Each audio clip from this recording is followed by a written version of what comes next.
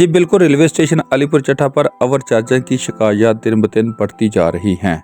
हर ticket पर 50 रुपये से लेकर 500, 1000 बल्कि 2000 रुपये तक ज़ायद वसूल किए जाने की आवाज़ें सुनाई दे रही हैं। हालिया दिनों में गरीब मेहनतकश मोहम्मद आसिफ का कहना है कि 18 दिसंबर 2024 को अलीपुर चट्टा से रोहड़ी, 22 दिसंबर के लिए रहमान बाबा एक्सप्रेस के लिए 4 टिकट्स बुक करवाई। बुकिंग क्लर्क ने 2250 रुपये की बजाय 2550 रुपये फी टिकट वसूल की है। 22 दिसंबर को गाड़ी में सवार होने से कबल 4000 रुपये मजीद तलब किए गए। कहा गया कि मजीद पैसे ना दिए गए तो टिकट्स ज़ाया हो जाएंगी। मजबूरन 4000 रुपये अदा करके गाड़ी में सवार होने दिया गया। कबल अजीज ज़ायद मियारी टिकटों के जरिए मुसाफिरों को लूटने के बारह स्कैंडल सामने आ चुके हैं, जबकि इसी स्टेशन पर लाखों रुपए मालियत की टिकटों की खुर्द-बुर्द और कैश चोरी भी रिकॉर्ड का हिस्सा है।